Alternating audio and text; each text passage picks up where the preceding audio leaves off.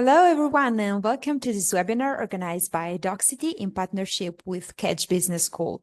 My name is Carolina. Nice to meet you all. And I'll be a host for today's event on behalf of Doxity. I see here that the first people are already starting to join in. We are going to wait a few minutes before starting to allow everyone to connect. In the meantime, feel free to say hi on our chat here in Zoom, and please tell us where you're from since we are very curious. First of all, I want to thank everyone for joining us and thank our panelists for being here with us today. I want to introduce you all to Bruna Lopez, International Business Development Coordinator, and Luis Reyes Ortiz, the Director of the Masterclass in Sustainable Finance Program. Welcome. It's a pleasure to have you here. Together with them, we are going to discover the evolution of sustainable finance, so the trends, the challenges, and the future prospects, and we're going to learn more about the Masterclass in Sustainable Finance. You'll also have the possibility to interact with our speakers and ask them questions. And talking about that, I'd like to remind you that after the presentation, we will have a Q&A session where you'll be able to ask direct questions to the panelists. So don't be shy and just type all of your questions in the Q&A section here in Zoom, and we'll go through them at the end of the webinar. Also, for those of you interested in receiving a certificate of attendance by Doxity for this free masterclass, stay tuned because we'll post a link to get the certificate at the end of the session. So I think that we are able to start now. Welcome to those who just joined us, and I share with you. I'm gonna leave the floor to Bruna and Luis, our panelists, for their presentation. So enjoy, and we'll see you later. Thank you very much. Hello, everyone. So I'm sorry for my voice, but my name is Bruna Lopez. I'm the International Business Coordinator at Catch Business School. I'm based in Bordeaux, Campus Bordeaux. And basically here, all my entire work is for focusing in the students. So everything related to the applications, doubts, questions that you might have, not just about our programs, but also about Catch. I am here to help everyone. And here with me, I have Luis Reyes Ortiz, that is the director of the Master in Sustainable Finance at Catch, a program that is based in Paris. And I will pass the floor to him for him to be able to introduce a little bit more about himself and also about the program. Thank you very much. And yes, do not hesitate to put any questions in the end of the presentation. That will be here. Our pleasure to answer everyone and all the questions and doubts. So thank you very much. And Luis, I pass the floor to you. Thank you very much, Bruna. Thank you, Carolina, as well for this wonderful presentation. Welcome, everybody. Allow me to introduce myself briefly. My name is Luis Reyes. I am the head of the MSc Sustainable Finance. I've been in this position since 3 years now. And so this is the third cohort I am directing. My predecessor, of course, had been there in the same position for 6 years. And this makes the program one of the first, actually the first of its kind. Sustainable finance is not a discipline, was not a discipline that was taught entirely in a program until 2016. And this was done at Catch in Marseille first and now in Paris. My name is, as you know, as I mentioned before, Luis Reyes. That doesn't sound French. And you guessed it well, I'm not French. I am actually from Mexico. It's kind of weird to speak to some of you in English, but that's completely fine. That's usually what we do in the program. We communicate in this language because we have an international cohort every year. Allow me to share a few slides with you. And let me that have been there before the Paris Agreement. They are still developing today, and there is now a whole classification of thematic bonds. So the numbers by the IMF. So let me start with the presentation of the program, and allow me to share my screen like this.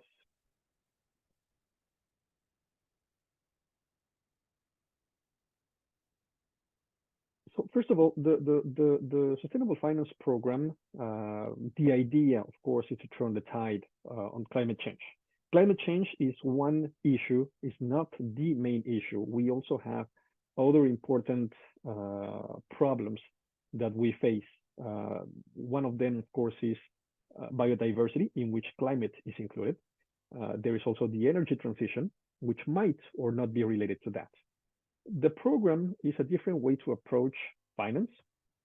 Economics, there's a reason for that. I am an economist, more specifically a macroeconomist. Maybe I may get back to that later on. Thematic bonds, which are very popular nowadays. For some people, this is just part of what came to be known as greenwashing, which is also discussed in the program, of course. Biodiversity, which is gaining more and more importance nowadays. Impact investing, which is a very powerful and very innovative tool in the sustainable finance jargon. And of course, the program aims at contributing to the fight against climate change, greenwashing, and financial exuberance. It's important to mention the last one because green finance or sustainable finance in general can also be a tool to create more gains in the financial sector. And this can create what came to be known, what was coined in the 1990s as financial exuberance. Let me start with some numbers about the program, then I will get to the most important, which is the program itself. First of all, in 2016, there were 5 members of the program. Next year, we had 8, 16 the next year, 21 the next, 23 the next, 35 in 2021, 2022, 2023, we had 29, that means last year. And this year, we currently have 24 students. That means there is about 161 members for former and current student or alumni. 73 of these members are international. They come from Morocco, and this is the number of individuals in parentheses. Morocco, India, Colombia, UK, Senegal, USA. Well, you see the whole list is pretty international. We try to respect parity. Since at least 4 years, we have achieved this between French and foreign and female and male members every year since at least 2021. We can get back to that. So these are some, not all, of the members of the current cohort. You can see that it's pretty mixed up. We have members from, I wouldn't say all over the world, but pretty representative, I would say, sample. The axes of the program are the ones listed here. Climate and energy, which represents about, let's say, 20% of the offer of the program. Then we have another axe, which is, let's say, transversal. You will identify it when you see it in the list that I'm going to show you. There is another part, which is economics and finance related. I will again show you the list of courses, and ESG / CSR, meaning ESG, which stands, as many of you know, I don't know if everybody's familiar with this. ESG stands for the criteria that is measured at rating agencies, which are useful also for, let's say, consulting companies, for the firms themselves, and for regulators, more importantly for regulators. So ESG stands for environmental, social, and governance. And these are the criteria that firms have to respect starting 2017. So these came into force years later, but this was set up, let's say, back in 2017, and it's becoming more and more mainstream. Half of our students, half of our alumni actually, work as ESG or extra financial analysts or consultants, hence the importance of the block. CSR, which stands for corporate social responsibility, is just the predecessor of the ESG revolution that took place relatively recently. So CSR has been around for longer, This was born not only, but mainly in France. The Paris Agreement is, of course, another milestone in setting up France as a leader and Europe as leader in the transition. So these are the axes. Again, so climate energy, about 20% of the content, transversal 25, economics and finance, about 30, ESG and CSR, about 25%. So this is more or less balanced between the axes. Between September and December, actually it's late September and mid-December, there are around 200 hours taught in the program. Energy, climate, and corporates, that's one, that's the initial lecture. Next year, climate risk modeling, we have people, in these two cases, we have people from the professionals teaching these courses. These professionals, they work not only in these courses, but the professionals that work in the program, they come from asset management, consulting, journalism, banking. They come from also international organizations, government, well, public bodies, if you may, mainly in France. And I may be forgetting others, even insurance companies also join the program professionally.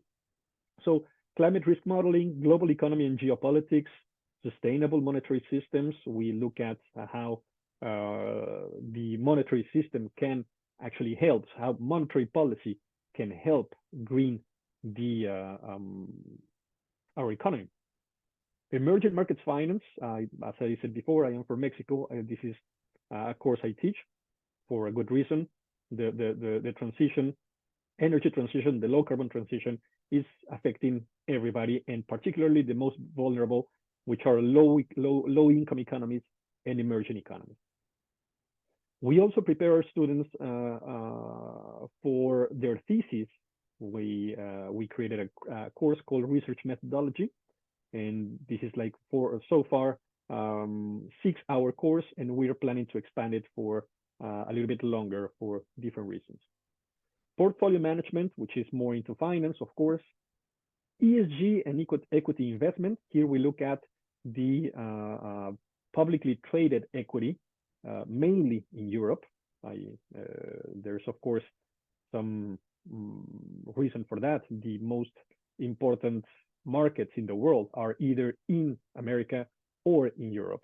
Not all of them. There's Japan and Australia, which are also important, and of course, China. Impact investing in Europe and satellite data in sustainable finance. This is part of the transversal axe that I mentioned before. Then between January and April 2020, well, I mentioned here 2024, but you get the point. It's actually the year after you get enrolled.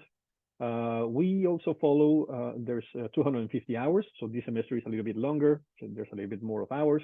CSR and sustainable reporting. Reporting is very important, of course. We talk about, of course, everything that firms now have to report, although this is becoming intensively bureaucratic. Regulation is it's coming together with this. So policymakers are also have a say on this, and we bring some of them working in international organizations to talk about this. Macroeconomic modeling, this is another one of my specialties, and this is not taught by myself, but one specialist, but a specialist in macroeconomic modeling who works with me. ESG risks, climate risks, CSR and taxation, very important. Multinationals, how are they going to be taxed, especially now that there are the carbon adjustment mechanisms in Europe and the Inflation Reduction Act, both of which are very, how can I say, protective of their corresponding economies. And these are barriers, these bring about barriers. So how are firms, multinationals are going to be taxed in the low carbon transition, knowing that there's already these barriers to trade? We have also capital investment and impact investing, another axe that I mentioned before. SDG investing, SDGs, I'll get back to that. Some of you know them. These are the Sustainable Development Goals, which are set up by the United Nations. We also have green banking and green bonds structuring taught by someone in the sector. And then we have also ESG data and reporting, a new course that we have with an expert in the subject. And then we have something we call the Impact Investment Challenge. And this is basically not a course. It is graded, but it's not a course. It's actually a project that you carry out with your colleagues. There are some steps you have to fulfill, of course, that you have to provide a planning of a given project. You have to provide the project, how it's going to be funded, how it's going to take place, what are the benefits, the KPIs, and many other characteristics that you have to fulfill in this now multi-campus and in the future international challenge. This year we had in 2023, 2024, we already had some events, many of them in French. I have to be honest, we are trying to get them to be more international, that is to say in English. Here we have financialization of ESG data. We take a critical, not me, but the panelists, of course, took a critical stance on financialization of the data that is provided in the sense of greening the environment. Then we have also another event which was dedicated to private-public partnerships to finance the low carbon transition. This was through another grant that is with a French bank called LCL. We also organized another event with someone who likes to sail, and it's actually an entrepreneur and also who brought awareness about the importance of the ocean, of preserving the oceans and water in general. So his talk was about navigating the future, sailing, climate change, and awareness. We also have a simulation for a United Nations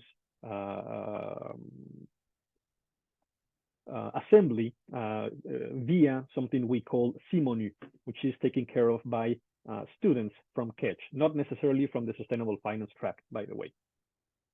We also have a Responsible Finance Week, which was is outside of Kedge, but this we also have a list of, let's say, people who receive this information, mainly our students and students from other programs which are partners with Sustainable Finance and are based mainly in Paris. And we also have a presentation about a tool that is called Say on Climate with ADEME. ADEME is the Agency for Sustainable Development in France, an important agency from the Ministry of the Ecology. And then we also had some awards prize for thesis, master thesis, PhD thesis, and of course, research related to sustainable finance. Again, these are only events related to sustainability to which you are invited, and these are not part of the program, but of course, these are highly encouraged for you to follow. But of course, we don't force you to do it, to follow this. Now, before I get to talk too long, let me talk very briefly about internship and professional experience, because I talk about both because some of our students, they get a job instead of an internship upon completion of the program. And the first 6 months of their experience can be considered as validating for the diploma. So internship, or what is called in French stage, is a particular type of contract between a company, organization, and the MSc Sustainable Finance. And just to be just a little bit of French acculturation, if you may, this is not tradable for something called alternance, which is 1 week in school, 1 week at the company, where you work for a full year, not the same contract. You are in for an internship. This has to be validated between May, not before, because we have classes before then, and February the year after, in France or abroad. So broadly speaking, you have a little bit less than a year to find an internship and to do a 6-month internship. beware because there is also the writing of your thesis in this time. So this is minimum 4 months. I talk about 6 because this is the average. And there's a possibility to validate a contract, what is called CDD, contrat à durée déterminée, or CDI, which is a permanent contract in a company, or a research activity funded by a grant. In French, they call it chair. I think there is a question. I don't know if I can see it already. Yes, there are scholarships, and they are not necessarily conditional upon the age. There are scholarships. I have to be very honest with you. These are more like fee reductions, but yes. Starting next year, by the way, you may be eligible for scholarships, either from from European partners who fund fully the program, or from your home country. Then, towards the end of your internship, you shall present a one-page poster. And this is an important requisite that is graded in the program. And your overall note is given by your internship supervisor from the company and Catch staff. Of course, the communication is usually in English.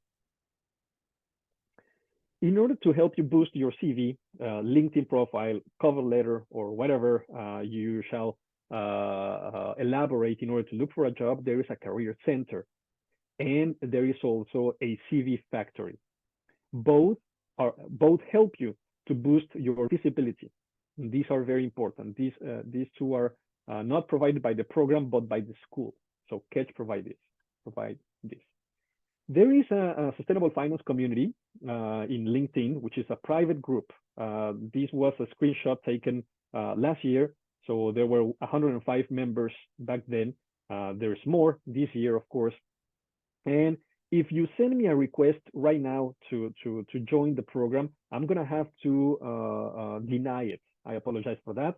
But this community is only for the students in the program or the alumni.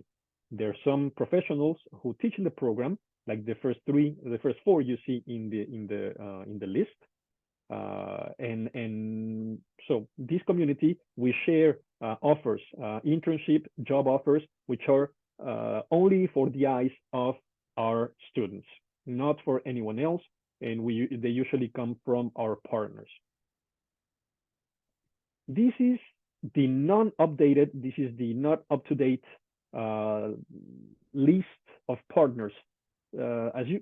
Many of these, I'm pretty sure don't ring a bell for many of you, because these are mainly European, and many of them are very French, to be very honest. You can see some very large companies that you see worldwide, like Deloitte, which is listed here, Société Générale, a large bank and asset management company from France, of course. You see others like BNP Paribas. You see others like, let me see, MSCI, of course, and Allianz. However, the AXA as well, which are present in many countries in Latin America. Many of these companies, again, are French, but they are becoming more and more international, consulting like Carbon 4, journalism like Novetic, Finance Watch, which is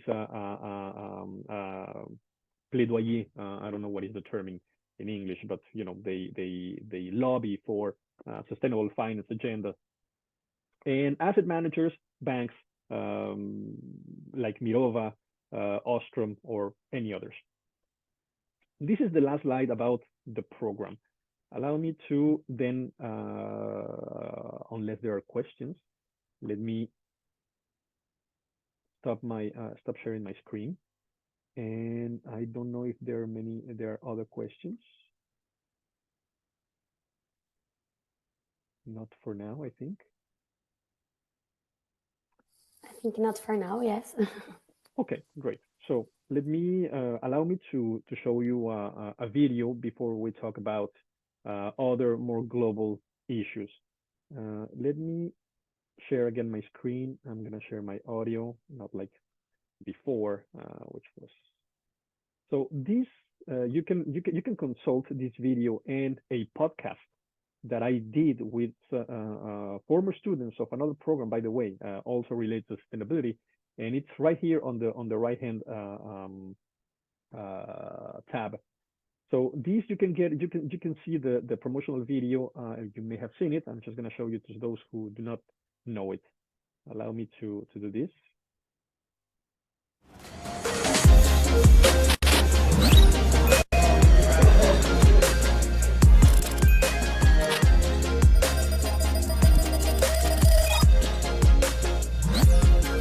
Hi, I am Luis Reyes, Academic Director of the MSc Sustainable Finance. Finance is a useful tool in society with objectives of profitability, stability, and performance. With growing environmental, social, and governance concerns in policy decisions worldwide, the purpose of the program is to train finance professionals with a vision of responsibility and professionalism, which is transmitted to the firms in which they are employed.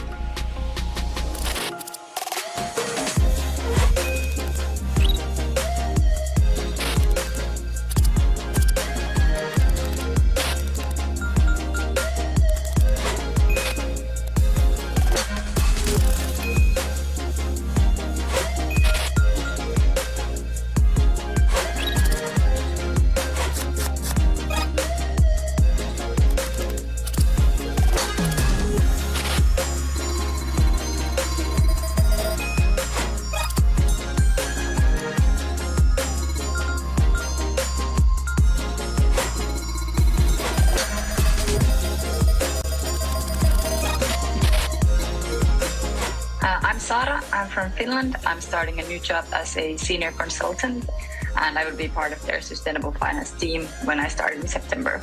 I recently completed the master's program in sustainable finance at Kedge Business School.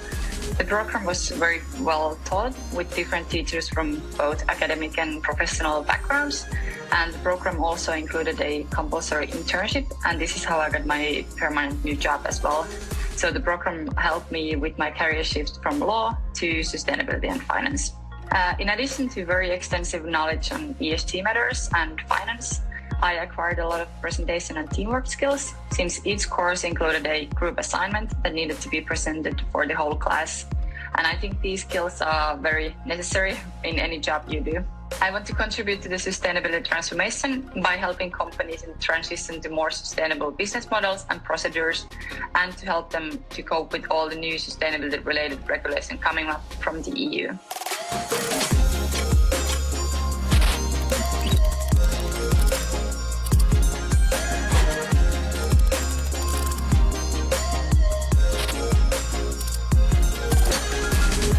We invite you to join a unique program in France, which trains professionals in asset management and extra financial analysis. The skills acquired enable graduates to enter the market with a micro, meso, and macroeconomic approach. Joining the Master of Science Sustainable Finance means making the choice of today's and tomorrow's finance.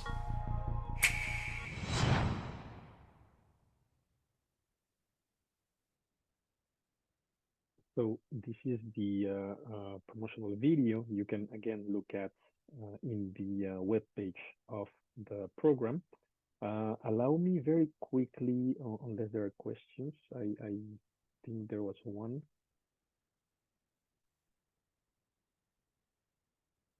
No. So allow me to do a brief presentation of what is at stake nowadays. Let me switch presentations now, and I'm not going to leave the audio anymore. So let's share it like this.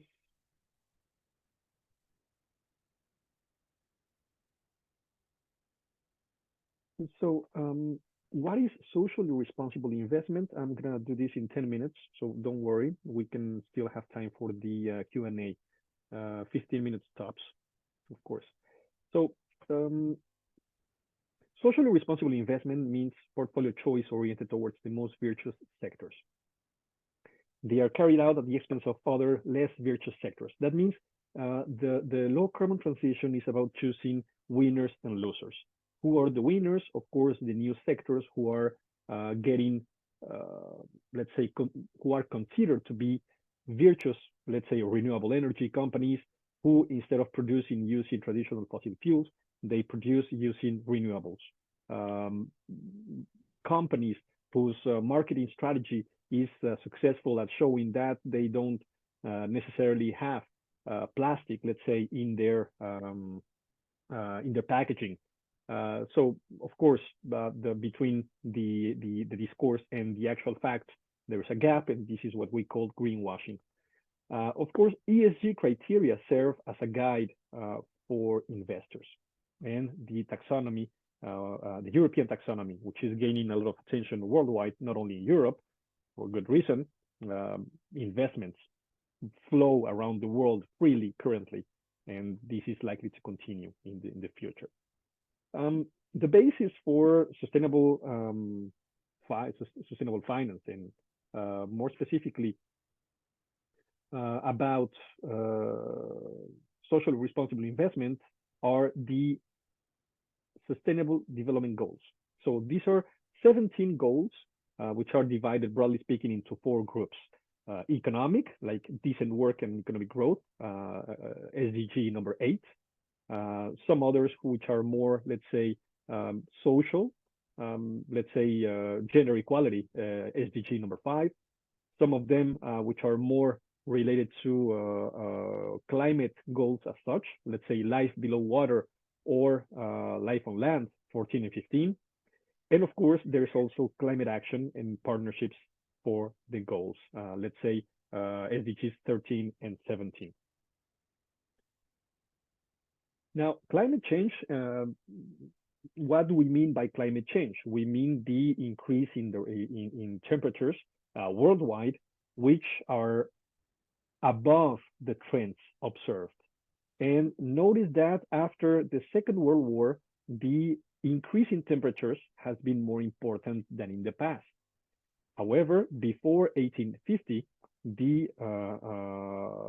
was already, since 1850, sorry, the trend has been more volatile. So since 1850, there has been, of course, the Industrial Revolution, and since 1950 is the end of the Second World War, and of course, the beginning of the prosperity, at least in some developed countries. Now, this let's say, rapid increase in GDP and production, recovery in Europe, and of course, tons of investments in infrastructure, this was done at the expense of the environment, unfortunately. So there was massive production in the 1950s since then, mainly in OECD countries. By OECD countries, I mean mainly the richer countries. Some other countries, so including the OECD, like Colombia, Mexico, Turkey, are not necessarily, I'm not including this in the loop. There has been some strong demographic growth, definitely, since then. Some countries have doubled or tripled their populations. There's been strong economic growth in many of them. Many of these have been accompanied by opportunities worldwide. Not all of them. Some movements show that this has not always been the case. For instance, the Black Panthers in the US in the 1970s, or other movements, other people like Martin Luther King, who were showing that there were still large gaps, large inequalities to be tackled in that country. And of course, demonstrations worldwide in Mexico, in China, in many other countries which show the same. And of course, rapidly increasing urbanization. So this is what we call the Great Acceleration. Then there were the energy crisis of the 1970s. So this was considered by some the end of the golden years of capitalism, which go from 1945 to 1975, or maybe before. Back in 1974, for instance, there were fuel rationing, lower speed limits in some countries like the US. This was also, there was an episode very recently in 2000, before the pandemic in France. There was very similar effects. Eventually, automobiles, they became smaller, less energy consuming, but still the main driver of all these prosperity, growth, industrialization, etc., was fossil fuels. In most of the countries, oil. In some countries like India and China, the main driver was coal. There was also the search for alternatives for energy production. And of course, this led way to the increase in nuclear power in some countries like Japan, the US, and France. Some countries opted for coal-powered energy, like Poland, Germany, and others, South Africa as well. Inflation fueled by oil prices and mass unemployment, of course, this generated a chaotic decade, which was followed by an even worse decade in the 1980s. Just to give you an idea, this is an image from the Ministry of the Ecological Transition in France. Yes, that is a thing. So in some countries like Colombia, there is an equivalent of this ministry, but not everywhere because the concerns are not shared worldwide yet. Of course, this is likely to be the case, but we don't know yet. The net electricity production in France was in the 1970s was mainly driven by classical thermic, that means fossil fuel, mainly oil related. So the machines, they run on oil, and these machines, of course, create the energy. Another major source of electricity was hydraulic, and the share of hydraulic has not changed much over time, as you can see in the figure.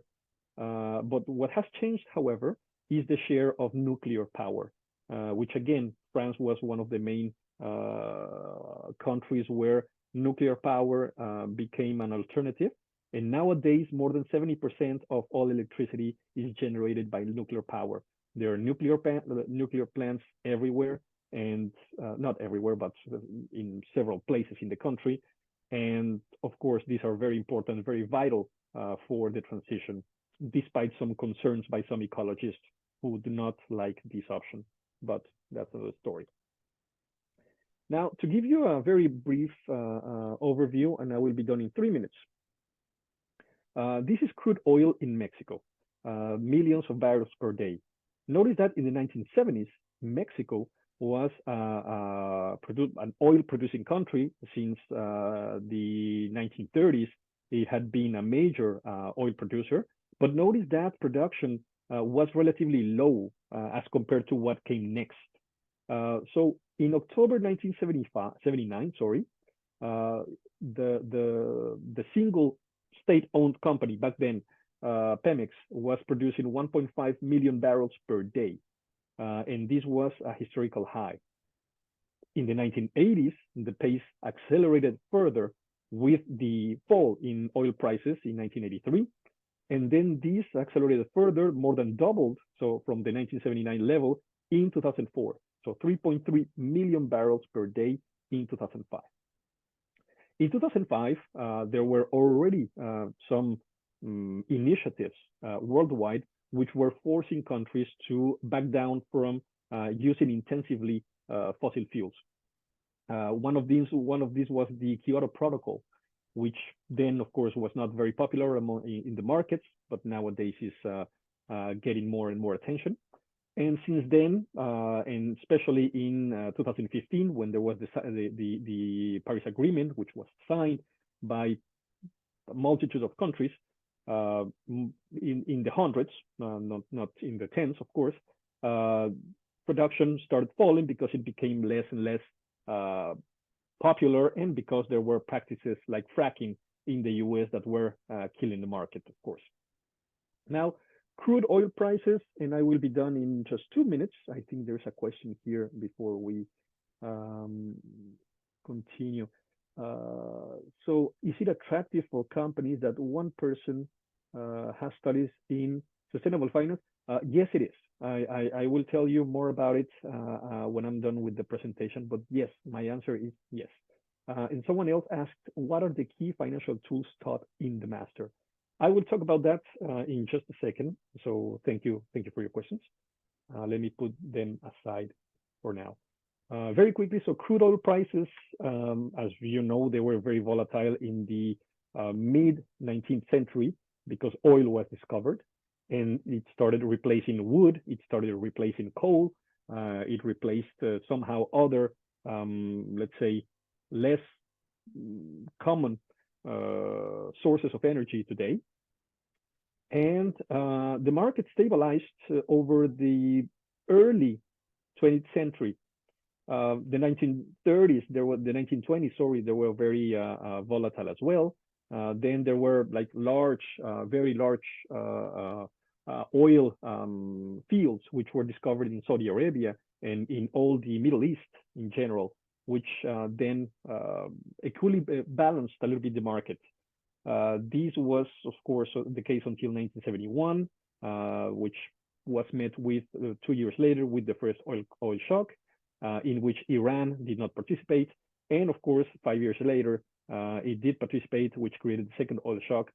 And of course, then there was a disinflation in the 1980s. But then, as you can see, oil continued increasing in the 2000s. Oil price increased again. So there was a paradigm change. And what does this have to do with finance? This is one link. I will talk about others in a few minutes. So there was a paradigm change. Interest rates increased all over the world to control inflation. That was late 1979. A lot of countries had to follow suit in order to avoid a capital flight. All since the US was the main driver of this increase in the interest rate, it was attracting capital from all over the world. In order to stop the capital flights, countries like France, countries like Australia, New Zealand, Spain, and others, they had to follow suit.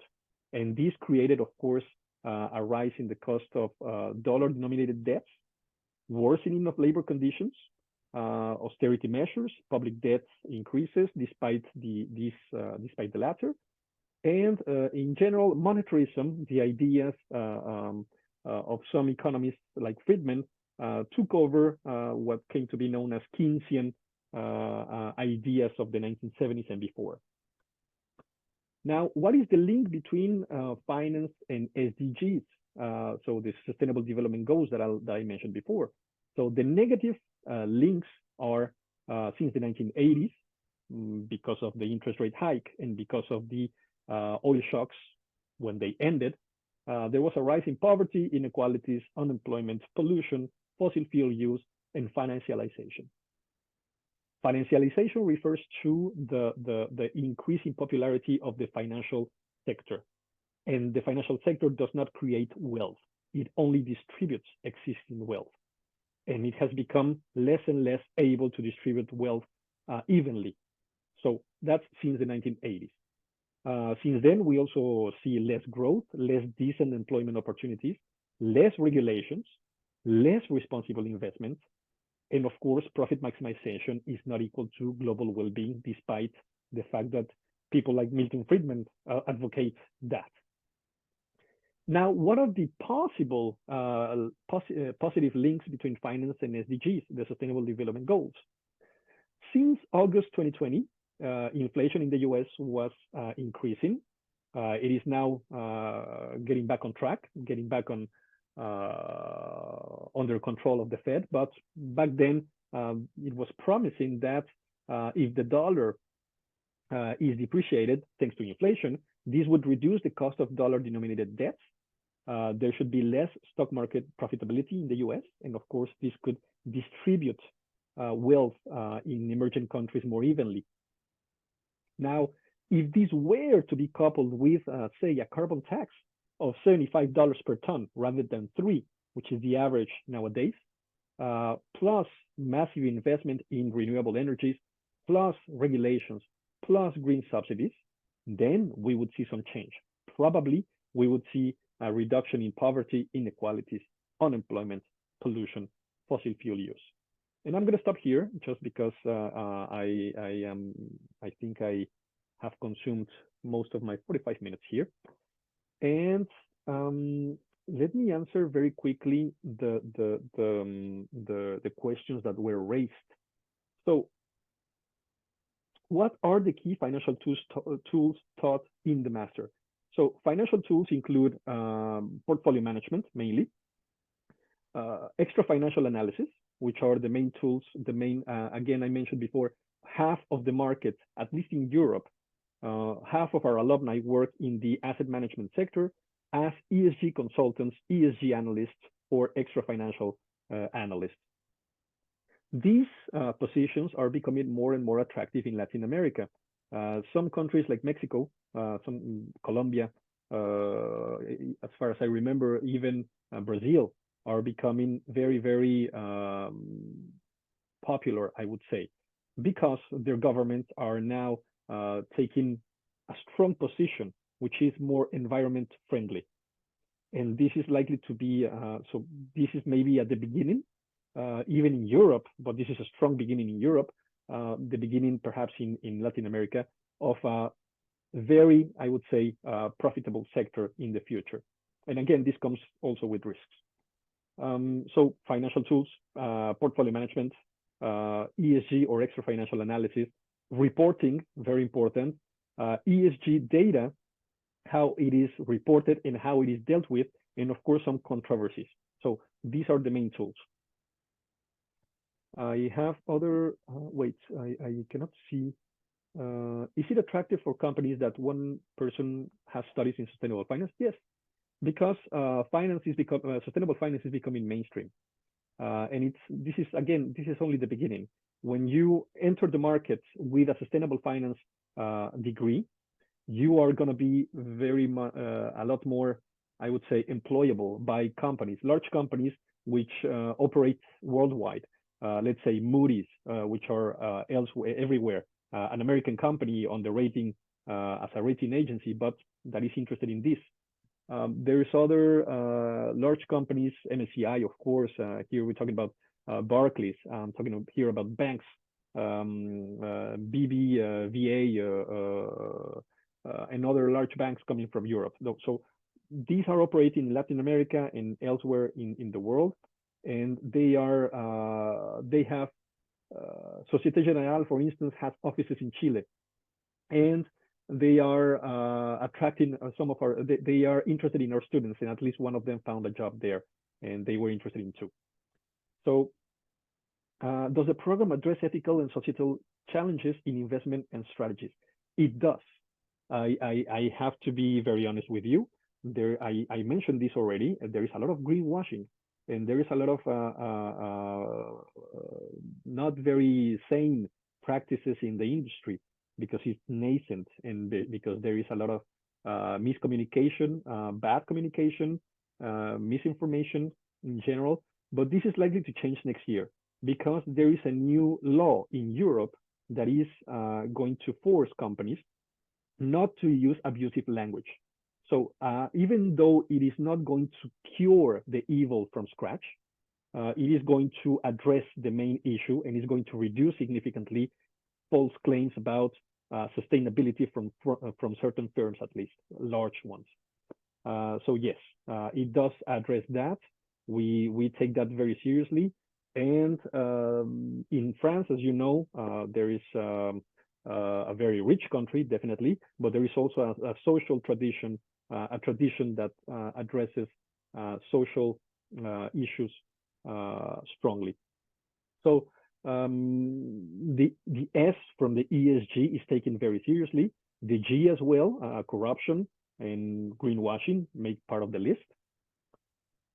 So yes, the answer is yes.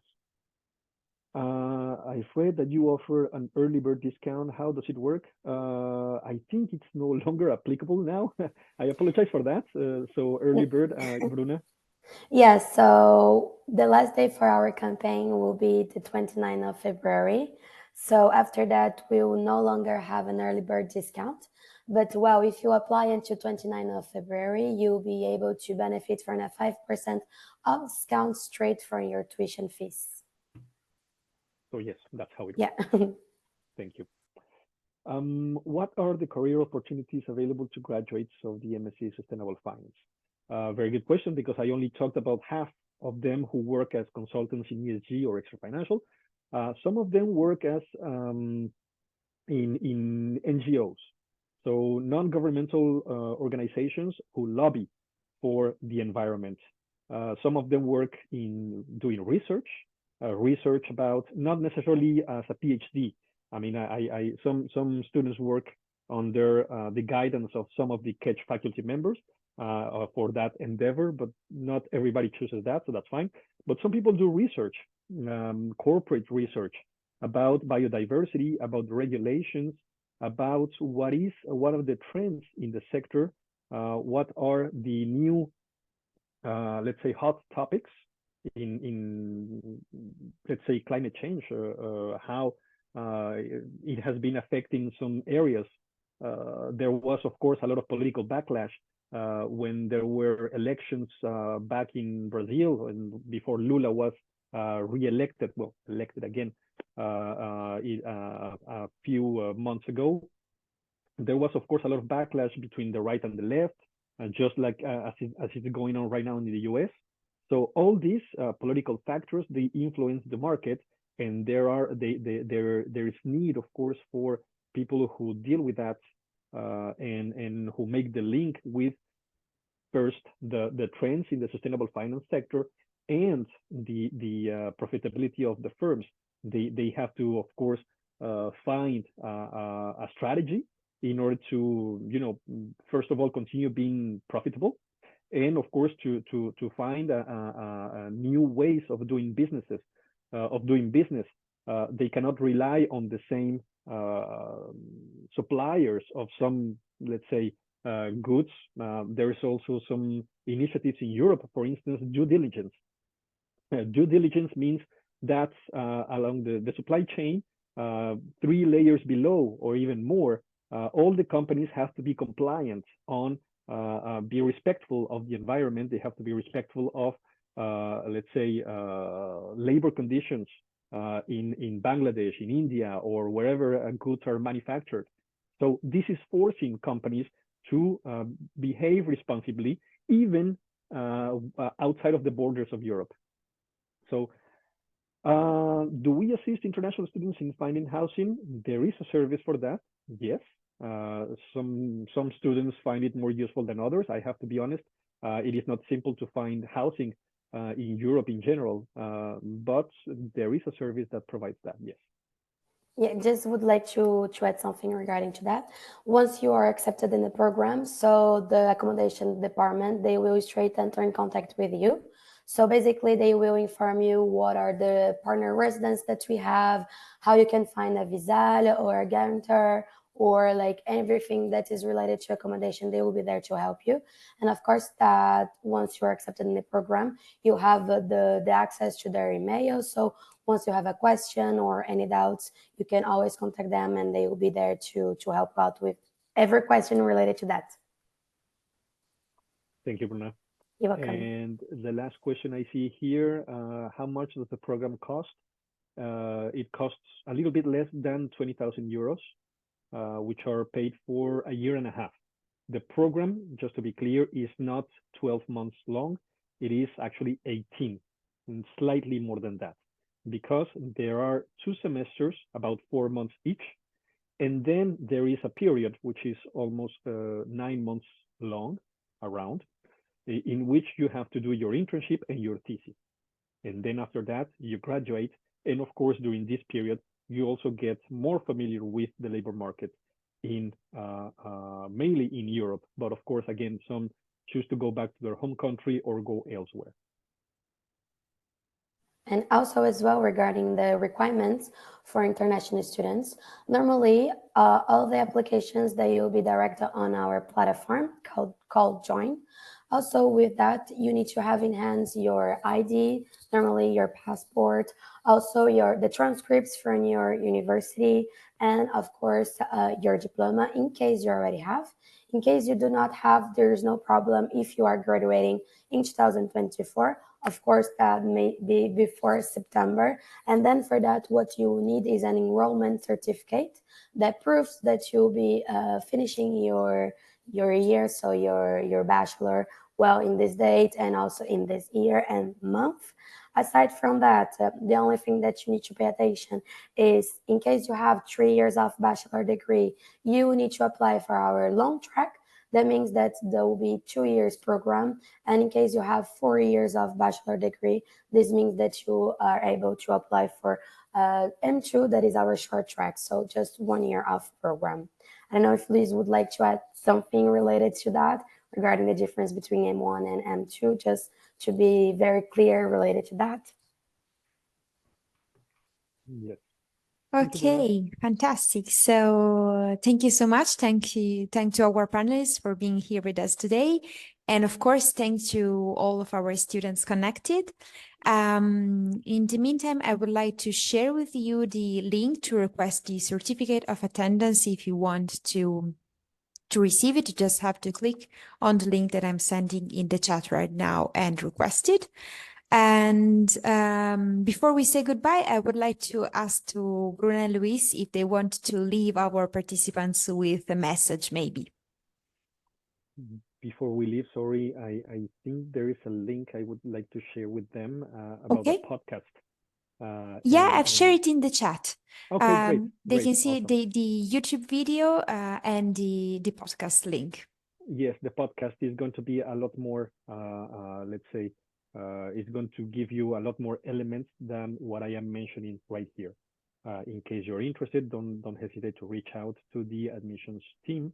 And of course, if I can be of help, I would be glad to answer your questions. Yes, as well, I just like to say, do not hesitate if you're interested, if you have doubts regarding admission, how to access the program, or even any question related to program, me and Luis will be there to help you out.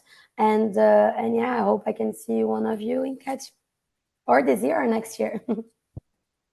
Thank you so much. Thanks again to our panelists and to all the students connected. And of course, I hope to see you again in the next webinar. Thank you so much and have a nice day. Thanks Bye. for everyone. Bye-bye. Thank you. Have a nice day, everybody.